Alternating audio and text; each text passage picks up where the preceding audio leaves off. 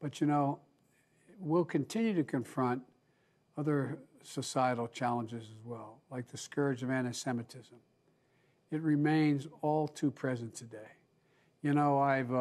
I had a chance to meet with the new Prime Minister of Israel. He's a gentleman.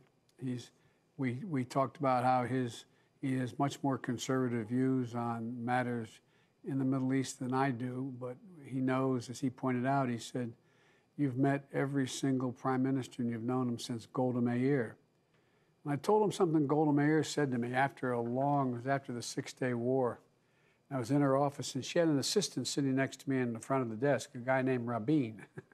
And she was leaning back. She had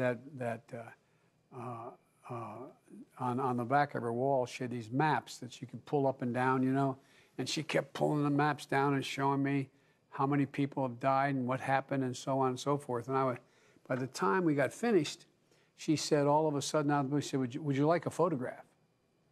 And I looked at her and I said, well, sure, Madam Prime Minister. And she knew I had been a bit of a student of Israel.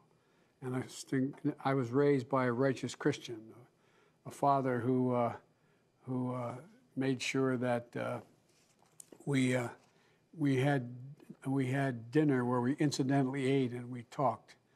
And my father was the one who would rail against the fact that we didn't bomb railroad tracks in World War II and all that. I know Michael knows this.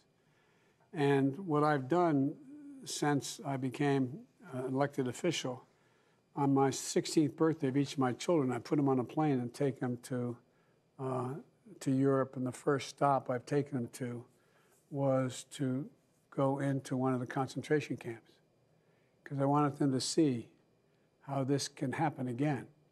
I wanted them to see as Auschwitz and other places, that's not right, took the first one. And the sign over the gate, your work will set you free, et cetera, and visit where the chambers were, the gas chambers. And right next to it, along the fence line, were these beautiful homes that had tile roofs, and everybody pretended they didn't know what was going on.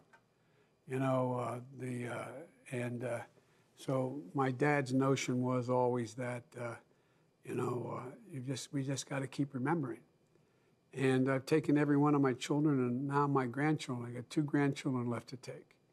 And the point I'm trying to make here is that I used to think, coming out of the civil rights movement and being involved in the Jewish community as a kid in the civil rights movement in Delaware, I used to think that hate could be defeated.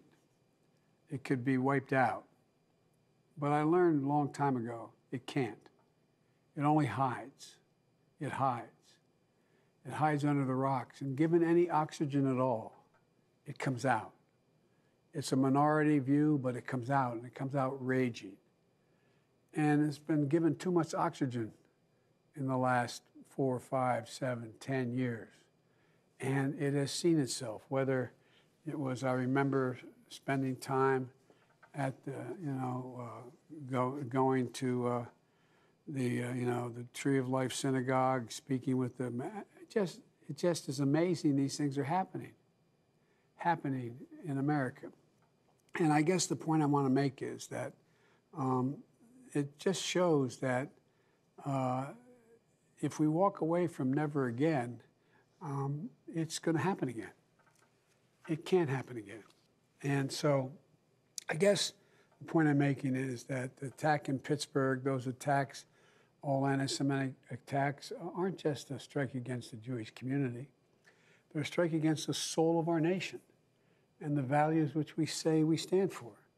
No matter its source or stated rationale, we have to and will condemn this prejudice at every turn alongside other forms of hate.